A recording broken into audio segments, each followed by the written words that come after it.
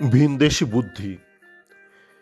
ইস্টবেঙ্গলের যে শীর্ষকর্তা আছেন নিতুবাবু, ওনার যে একদমই মাথায় কোনো লিডার হওয়ার মতো ইন্টেলেক্ট নেই, সেটা আমি একটুখানি স্ট্যাটিস্টিক্স দিয়ে একটু লজিক দিয়ে একটু বোঝানোর চেষ্টা করব। কেন এই কথার প্রয়োজন পড়লো তার কারণ হচ্ছে, আজকে দেখলাম রেপ স্পোর্টসে একটা ইন্টারভিউ দিয়েছেন নিতুবাবু, যেখানে উনি বলেছেন যে কেন ইস্টবেঙ্গল গোটা দেশের দায়িত্ব নেবে না।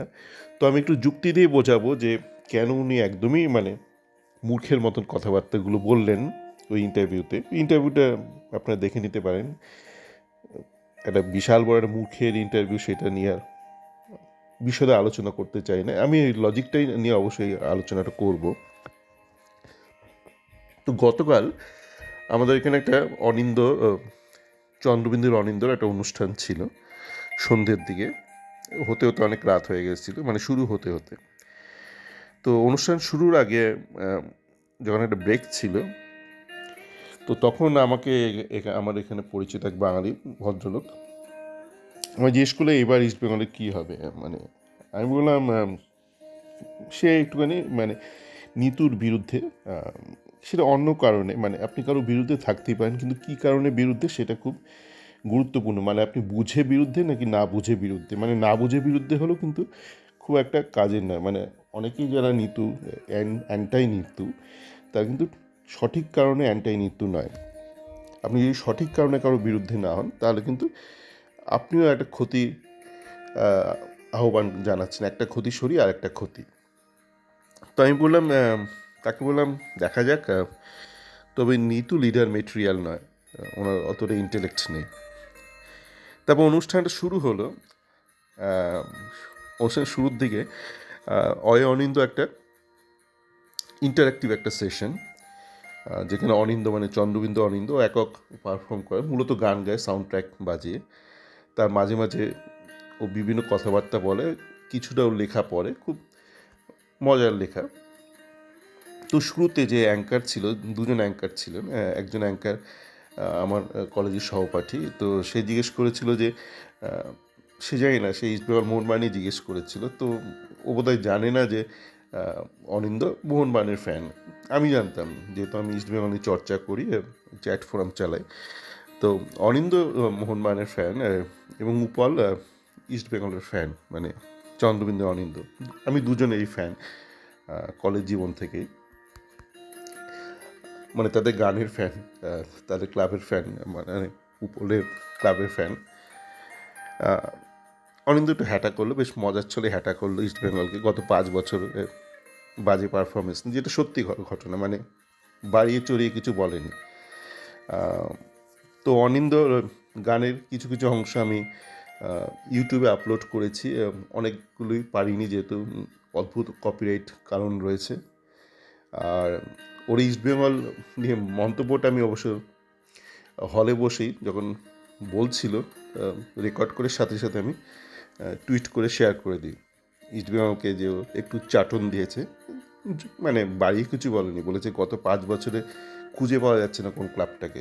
একদম সঠিক কথাই বলেছে, দিনকে দিন বলেছে, দিনকে রাত বলেনি। তো এবার আমরা একটু নিতুর কথায় আসা যাক।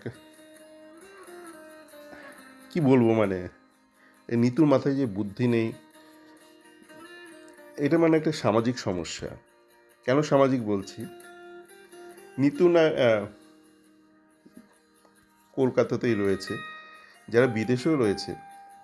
এই যে কালকে অনুষ্ঠানটা হলো আমাদের এখানে, বৈশাখী অনুষ্ঠান হলো, অনেক এটা সেটা হলো, নাচ গান, কবিতা আবৃত্তি। আমি এগুলো একটাও রেকর্ড করিনি, তার কারণ হচ্ছে এগুলো একটু অ্যামেচার হচ্ছে হয়তো, তো সেখানে অনেক টেকনিক্যাল ত্রুটি থাকে। তো আমি আবার ঠিক পেট বানিয়ে মিথ্যে কথা বলতে পারি না, সেই জন্য রেকর্ড করিনি। তো একটা মজার কথা বলবো, একটা গ্রুপ একটা অনুষ্ঠান করলো, ভারী মজার। সেখানে কিছু পাঠ করলো, কিছু আবৃত্তি করলো, অনেক গান গাইলো। তো মনে হলো আলটিমেট তাদের হয়তো লক্ষ্য ছিল যে এমনি তো গান গাইতে দেবে না স্টেজ, এবার উঠলে লোকে ডিম ছুড়বে, পচা ডিম ছুড়বে। তার চেয়ে এমন একটা প্রোগ্রাম তৈরি করে, একটা স্কিট বা একটা স্ক্রিপ্ট তৈরি করি, যেখানে প্রাণও ভরে গান গাওয়া যাবে। দেখে হ্যাঁ, কে আবার কি মনে করবে, নাম নেব না। তো নিতু যে রেপ স্পোর্টসে যে ইন্টারভিউটা দিল, তাতে নিতু বলছে যে আমরা যদি একটা 16 বছর একটা ভালো একটা প্রতিভাবান প্লেয়ার পাই অন্য রাজ্যে, তো তাকে আমরা কী করে গ্রুম করব যদি কলকাতা ফুটবল লিগে সমস্ত আম, স্থানীয় ছেলেদের খেলাতে হয়। এইটা একটা না, এটা ভিনদেশি বুদ্ধি, মানে বলে না বিলেতি বুদ্ধি, ইটালিয়ান ব্রেন। আপনি স্ট্যাটিস্টিক্স দেখুন, আপনি যতদিন বেঁচে আছেন সেই স্ট্যাটিস্টিক্সটাই দেখুন, মানে আপনাদের মধ্যে আপনাদের মধ্যে মানে যত সিনিয়র ফ্যান আছে আপনাদেরই মানে খেলোয়াড় খেলা দেখার সময়সীমাটা একটু বিচার করুন করুন মনে করার চেষ্টা করুন যে ভিন রাজ্য থেকে 15-16 বছর বয়সে এসছে এরকম প্লেয়ারের সংখ্যা কটা আছে। মনে করার চেষ্টা করুন। অনেকে তো ইস্টবেঙ্গলের ইতিহাস নিয়ে লেখালেখি করেন, চর্চা করেন, বই ঠই লিখেছেন, বই পড়েন, সোশ্যাল মিডিয়ায় শেয়ার করেন। মনে করার চেষ্টা করুন কটা এরকম উদাহরণ আছে যে ভিন রাজ্য থেকে 15-16 বছরের ছেলে এসছে এবং তাকে ইস্টবেঙ্গল গ্রুম করে তাকে তৈরি করেছে এবং সে পরবর্তীকালে ইস্টবেঙ্গল হয়ে দাপিয়ে খেলেছে এবং ভারতীয় দলের হয়ে দাপিয়ে খেলেছে। মনে করার চেষ্টা করুন, পাবেন না বেশি নাম। ওই শ্যাম থাপা, বাইচুং ভুটিয়া, আমার এই দুটো মনে আসছে। শ্যাম থাপার খেলা যদি আমি দেখিনি, এছাড়া আপনি মনে করার চেষ্টা করুন, পাবেন না। তা আপনার এত বছরের ক্লাবের ইতিহাসে, 100 বছরের ক্লাবের ইতিহাসে যদি আপনি 10টাই না উদাহরণ দিতে পারেন যেখানে মানে ইস্টবেঙ্গল খুব অল্প বয়সী 15-16 বছর বয়সী ভিন দেশের কোনো একটা প্রডিজি বা একটা ট্যালেন্টেড ছেলেকে নিয়ে এসে 15-16 বছরে, এবং সে পরবর্তীকালে ইস্টবেঙ্গলের দাপিয়ে খেলেছে সিনিয়র টিমে এবং ভারতের জাতীয় দলের হয়ে, যদি না অন্তত 10টা উদাহরণ দিতে পারেন, তো আপনার ওই যুক্তিটা ঠিক খাটছে না যে ইস্টবেঙ্গলের উচিত মানে ভিন দেশের অল্পবয়সী ছেলেদের সুযোগ দেওয়া। আপনার কাছে তো স্ট্যাটিস্টিক্স নেই, হিস্টোরিক্যাল ডেটা নেই, এবং যুক্তিসঙ্গতভাবে আমি বোঝানোর চেষ্টা করছি। দেখুন, অনেক সময় স্ট্যাটিস্টিক্স থাকে না মানেই যে ভবিষ্যতে হতে পারে না, তা নয়।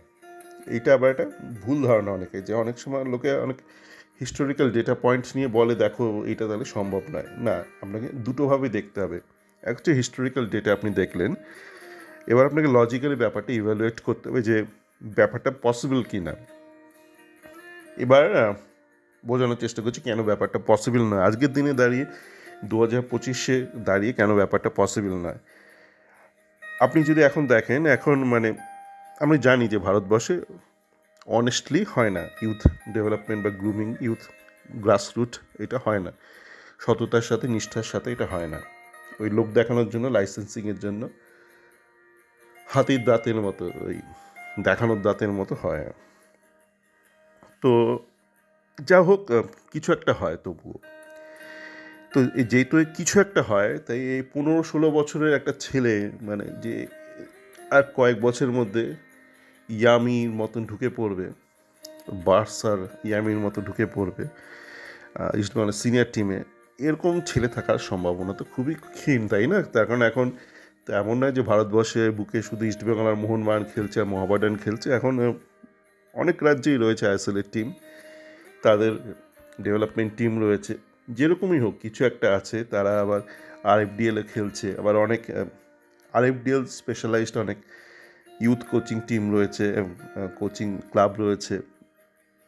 তো এরকম থাকার সম্ভাবনা কতটা, মানে একটা ভারতের কোথাও একটা 15-16 বছরের একটা ছেলে আছে যে কিন্তু একটু ঘষা মাজা করলেই জাতীয় দলে ঢুকে যাবে বা ইস্টবেঙ্গলের আইএসএল টিমে ঢুকে যাবে, কিন্তু তার প্রতি নজর পড়েনি, দৃষ্টিপাত হয়নি এখনও কোনো ক্লাবের। খুবই কম, সম্ভাবনা খুবই কম। আপনি এরকম বলছি পার করুন রিসেন্ট লাস্ট 5 ইয়ার্সের ডেটা পয়েন্ট, অনেক ফিল্ডেই লাস্ট 5 ইয়ার ডেটা খুব ইম্পর্টেন্ট, হিস্টোরিক্যাল ডেটা বার করুন। গত 5 বছর আপনি উদাহরণ দিন এরকম কটা এরকম আছে, পাবেন না। আর যেটা আগেকার দিনে হতো সেটা অবশ্যই পঞ্চপাণ্ডব কেউই বাঙালি নয়, ঘটনা। নিতু এইটা ইন্টারভিউতে বলেছে ঘটনা। নিতু আবারও যেটা বলছি ও ঠিক ইন্টেলেকচুয়াল না, হচ্ছে মানে বড় চাপরাশি টাইপ। মানে ওকে কোনো অর্ডার দিলেন যে আনোয়ারকে ধরে নিয়ে আসো, ও ধরে নিয়ে আসবে, যে করেই হোক, লাল, বাম, রাম, তৃণমূল, যে করেই হোক একে ওকে ধরে টাকা জোগাড় করেও নিয়ে আসবে। এই ক্ষমতাটাও খুব ভালো, মানে টাকা জোগাড় করে কী করে কাজটা আদায় করবে এই কর্মদক্ষতাটাও দুর্দান্ত নিতুর। কিন্তু মাথা খাটিয়ে কিছু করবে একদমই নয়। ওই অনেকটা আছে না, মানে রাজবাড়ির সেই বিশ্বস্ত দারোয়ানের মতো, সে গেট পাহারা ভালো দেবে, কিন্তু তাকে যদি বলেন কি করে রাজস্ব বাড়াবো জমিদারি, সে পারবে না। তো নিতুকে আপনি যদি কোনো একটা অর্ডার দিয়ে দেন, ও সেই অর্ডার অনুযায়ী কাজটা নামিয়ে দিতে পারবে, কিন্তু কী কাজ করতে হবে ও মাথা কাটিয়ে সেটা করতে পারবে না। দেখুন, আমি যেটা আগে বহুবার বলেছি, আমার কি করে আপনি গ্রুমিং করবেন ছেলেদের, প্রথমত আপনার মাথা থেকে এই ব্যাপারটা সরিয়ে দিতে হবে যে প্রডিজি ট্যালেন্ট বলে কিছু আছে। আপনি ওয়ার্ল্ড ফুটবলও দেখবেন যে প্রডিজি ট্যালেন্টেড বা গড গিফটেড ট্যালেন্ট, ঈশ্বর প্রদত্ত ক্ষমতা বা ফুটবলারের সংখ্যা খুব বেশি পাবেন না। পেলে, মারাদোনা, ওই দিয়ে দুনিয়া চলে না, একটা দুটো। ভারতের ইতিহাসে দেখুন, ফুটবলের ইতিহাসে খুব বেশি পাবেন না। আছে, থাকবে না কেন, হয় না তাও না, তা দিয়ে সংসার চলে না, ফুটবল চলে না। যেটা চলে সেটা হচ্ছে যেটা আমাদের প্রথাগত শিক্ষা ব্যবস্থায় আছে, স্কুলিং সিস্টেম, যার সাথে আপনি অন্তত সরগর। আপনি তো স্কুলে নিশ্চয়ই পড়াশোনা করেছেন, স্কুল কলেজে। আপনি হয়তো সুপ্রতিষ্ঠিত আপনার ফিল্ডে, কিন্তু আপনি যখন জন্মেছেন, আপনার কপাল দেখে কেউ বলেছে, আপনার চন্দ্রললাট দেখে কেউ বলেছে এ তো বিশাল প্রতিভাবান, এর লেখাপড়া করার দরকার নেই, একে স্কুলে পাঠানোর দরকার নেই, এ আপনি জীবনে প্রতিষ্ঠিত হয়ে যাবে? কেউ করেনি। আপনাদের মধ্যে হয়তো যারা শুনছেন 100% কেউ বলেনি যে তুমি ঈশ্বর প্রদত্ত ক্ষমতা নিয়ে পৃথিবীতে এসেছো। আপনারা সবাই একটা সিস্টেমের মধ্যে পড়াশোনা করেছেন, পরীক্ষায় কেউ ভালো রেজাল্ট করেছেন, কেউ ফেল করেছেন, কেউ ফেল করে আবার উঠে দাঁড়িয়েছেন, একটা এডুকেশনের মাধ্যমে আপনারা এগিয়েছেন। তো এটাই হলো আসল কথা। আপনাকে যদি প্লেয়ার তৈরি করতে হবে, ওই মাথা থেকে ব্যাপারটা সরিয়ে দিতে হবে যে কোথাও থাকবে সিকিমের কোনো কোলে বা এভারেস্টের পাদদেশে একটা প্রতিভাবান প্লেয়ার রয়েছে যাকে খেলা শেখাতে হবে না, যে আপনি ফুটবল খেলবে। এই ধারণাটাই ভুলভাল নিতু। সুতরাং এই ইউথ ডেভেলপমেন্টে যেটা নিতুরা করে আসছে, অন্তত গত কয়েক বছর তো করেছে, মানে একদম ট্রাক ভর্তি করে আবর্জনা নিয়ে এসেছিল, তারা কেউ কিন্তু খুব একটা কিছু করে উঠতে পারেনি, সেটাই স্বাভাবিক।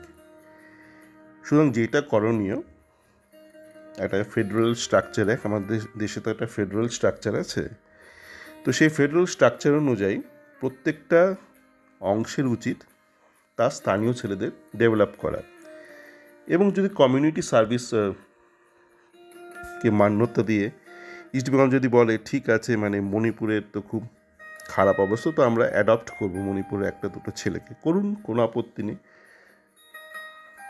8-9 বছরের ছেলেকে অ্যাডপ্ট করুন, তাকে 10 বছর ট্রেনিং দিন লোকাল, দেখুন যদি তারপর সে ভালো হয় তো তখন তাকে লোকালাইজ করাই যাবে। কিন্তু ওই দামরা কিছু 16-17 বছরের মণিপুর ছেলেকে ধরে আনবেন, আর এটা জনগণকে বোঝাবেন যে একে 1 বছর ট্রেনিং দিলেই এ ISL খেলবে, এই ভ্রান্ত ধারণা থেকে অন্তত এবার বেরিয়ে আসুন। কেন একই মিথ্যে কিন্তু লোকে বারবার শুনবে না। আপনারা তো সচেতনভাবে তো মিথ্যে বলছেন না, কিন্তু আপনাদের কর্মটা টোটালি মিথ্যে। ওই কর্মতে কোনো ফল তো হচ্ছে না, এটা তো দেখতে তো পেয়েছেন। একে তাকে নিয়ে এসছেন, একে প্রডিজি বলেছেন, এর নামে পোস্টার করেছেন, এর নামে হইচই করেছেন, হ্যাশট্যাগ করেছেন, কিচ্ছু দেয়নি। কেননা পুরোটাই মানে অবৈজ্ঞানিক বা অযৌক্তিক। বৈজ্ঞানিক বলে ব্যাপারটা একটু কেরকম একটা শোনায়, কেন যুক্তিটা কিন্তু জীবনের প্রতিটা ক্ষেত্রেই প্রযোজ্য। আপনি একটা গান গাইতে গেলেও তার মধ্যে যুক্তি আছে, তাল লয় মেনে আপনাকে গান গাইতে হবে। ছবি আঁকতে গেলেও আপনাকে কালার কম্বিনেশন মাথায় রেখে করতে হবে। গল্প লিখতে গেলেও কিছু ন্যারেটিভের কিছু স্ট্রাকচার আছে, মুভি বানাতে গেলেও স্ট্রাকচার আছে। তো বৈজ্ঞানিক বলে ব্যাপারটাকে একটুখানি ধোঁয়াশা না করে আমরা বলা উচিত ব্যাপারটা কিন্তু একদম অযৌক্তিক এবং তার মধ্যে কোনো ভিত্তি নেই, মানে কোনো হিস্টোরিক্যাল ডেটাও নেই এবং লজিক নেই বলে আপনি কিন্তু হিস্টোরিক্যাল ডেটাকে টোটালি ইগনোর করে ওই ব্যাপারে ভাবলেও কিন্তু কোনো সাফল্য আপনার কাছে আসবে না।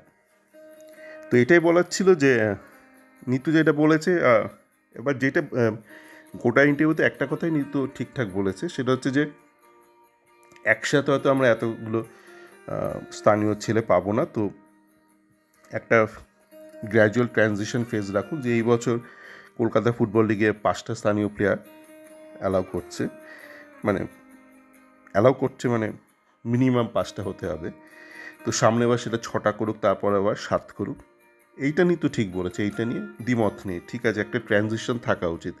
সেই ট্রানজিশনটা 5 থেকে শুরু হবে নাকি 6 থেকে শুরু হবে বা 7 থেকে, সেইটা নিয়ে তর্ক সাপেক্ষ যে ট্রানজিশনটা স্টার্টিং পয়েন্টসটা কোথায়, 5 না 6 না 7, একটা ট্রানজিশন দরকার, হঠাৎ করে কিছু হয় না, ট্রানজিশন অবশ্যই দরকার, স্টার্টিং পয়েন্ট ইজ ডিবেটেবল। কিন্তু নিতু বাকি যে কথাগুলো বলেছে যে আমরা কি করে যদি হঠাৎ করে একটা পাই একটা দারুণ ট্যালেন্টেড ছেলে, তাকে কী করে গ্রুমিং করবো, নিতুবাবু 2025 সালে আপনি রয়েছেন, হয় 2025-এর মতন ভাবুন, নয়তো ঘুমিয়ে পড়ুন, ক্লাব থেকে সরে পড়ুন। তো আমি চাই না আপনি ক্লাব থেকে সরে পড়ুন, আপনার এখনও অনেক গুণ আছে, আপনার যেমন অনেক অক্ষমতা আছে, আপনার অনেক সদ্গুণও আছে, তো সেই গুণগুলো নিয়েই আপনি থাকুন, যেখানে আপনার অক্ষমতা অদক্ষতা সেটা নিয়ে বেশি কথা না বলাই ভালো। সকলে ভালো থাকবেন।